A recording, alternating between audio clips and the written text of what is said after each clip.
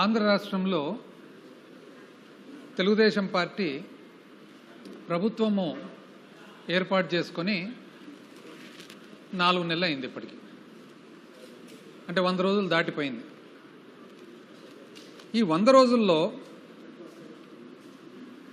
ప్రజలందరూ కూడా ఏం గమనిస్తూ ఉన్నారంటే, పరిపాలన అంటే 100 రోజుల పరిపాలన ఏ విధంగా ఉంది అంటే, ఎక్కడే కానీ ఆ ఫీల్ గుడ్ అంటే ఉత్సాహంగా మొట్టమొదటి ఒక 100 రోజులు ప్రజలందరూ కూడా సంతోషంగా ఉత్సాహంగా ఉండే పరిస్థితి ఏమాత్రం కనపడడం లేదు. కానీ నిజం చెప్పాలంటే 3 నెలలు చాలా త్వరగా సమయము ఒక గవర్నమెంట్ పరిపాలన ఎట్లా చేస్తుంది ప్రభుత్వం అని చెప్పి ఒక జడ్జిమెంట్ చేసేదానికి. కానీ 3 నెలల సమయంలో ఏం సాధించినారని చూస్తే మాత్రము ఇంచుమించు ఎట్లయితే ప్రజలలో ఒక నెగటివ్ ఫీలింగ్, చాలా నిరుత్సాహంగా, చాలా బాధాకరంతో, స్తబ్దతతో ఎన్నికలు వచ్చిన సమయంలో 5 సంవత్సరాల తర్వాత లాస్ట్ 100 సంవత్సరాలు ఏదైతే యాంటీ ఇన్కంబెన్సీ మన రూలింగ్ పార్టీకి ఉంటుందో అటువంటి ఫీలింగ్ ఈరోజు కనపడతా ఉంది. ఇంతవరకు అసలు ఆశ్చర్యం, 4 నెలలైనా కూడా బడ్జెట్ ప్రవేశపెట్టలేదు. అంటే ఏది జరిగినా కూడా గత ప్రభుత్వం. ఇప్పుడు ప్రజలందరూ కూడా చూస్తూ ఉన్నారు కదా, ప్రతి ఒక్కటి వర్షం పడినా గత ప్రభుత్వం, పడకున్నా గత ప్రభుత్వం, ఇంకోటైనా గత ప్రభుత్వం, ఇంకోటి బడ్జెట్ ప్రవేశపెట్టలేకపోవడం గత ప్రభుత్వం అనేది ప్రజలు ఎవరు ఒప్పరు. ఇప్పుడు ప్రభుత్వాలు మారేటప్పుడు 5 సంవత్సరాల తర్వాత ప్లస్సో మైనస్సో ఏదో ఒకటి పరిపాలన కొద్ది జరుగుతుంటుంది. కానీ ఈ విధంగా 4 నెలలైనా కూడా బడ్జెట్ కూడా ప్రవేశపెట్టలేని పరిస్థితి అనేది ఎక్కడుండదు.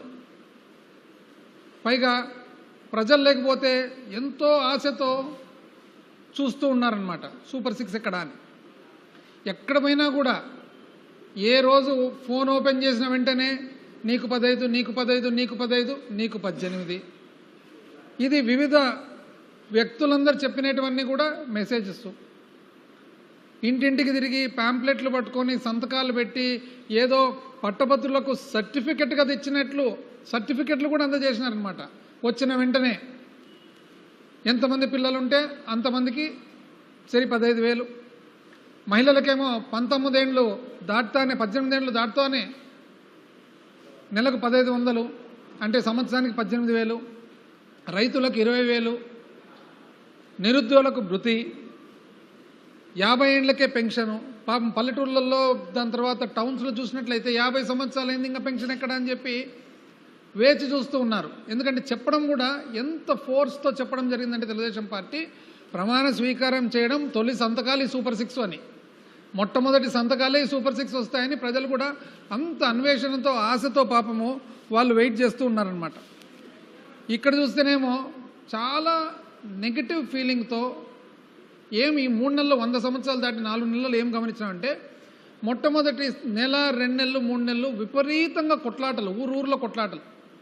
నిజం చెప్పాలంటే పార్టీల పరంగా ఎవరికో సామాన్య మానవునికి ఒక పార్టీని ఆదరించినంత మాత్రాన అన్యాయం అయితే జరగలేదు 2019 నుంచి 24. ఎందుకంటే ఏ సంక్షేమ ప్రోగ్రాం కూడా పార్టీలకు అతీతంగా జరిగింది. పార్టీలకు సంబంధం లేకుండా, ఎటువంటి కులానికి మతానికి సంబంధం లేకుండా అర్హత ఉండే వాళ్ళందరికీ కూడా సంక్షేమ ప్రోగ్రాంలన్నీ అందినాయి. కాబట్టి ఒక వ్యక్తి ఎవరన్నా కానీ నేను ఈ పార్టీని ఆదరించినా కాబట్టి నాకు జరగలేదని చెప్పేదానికి వాస్తవానికి లేదు. కానీ ఇప్పుడు చూడండి ఎంత నెగటివ్ ఫీలింగ్ ఉందో.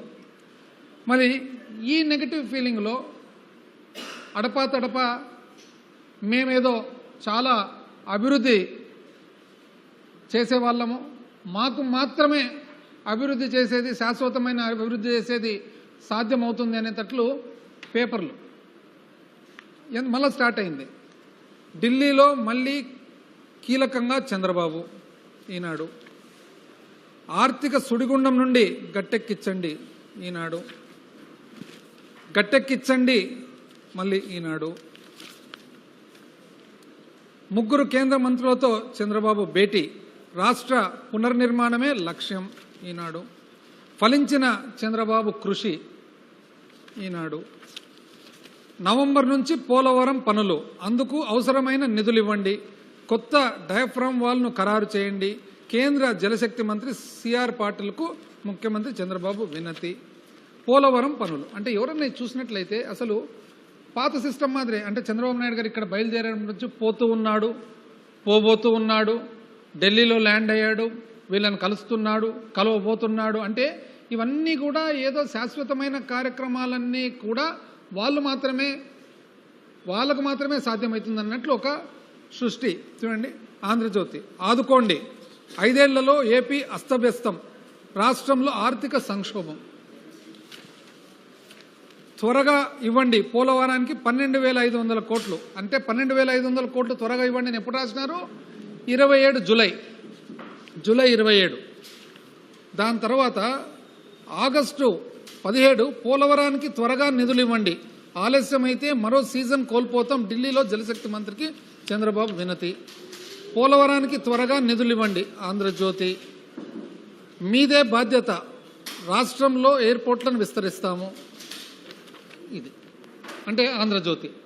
ఏ విధంగా పోలవరము యాక్చువల్గా ఇప్పుడే అసలు నిర్మాణం జరుగుతుందనేటట్లు ఒక సృష్టి, ప్రజలకు మెసేజ్. వాస్తవాలు ఏమనేది ఈరోజు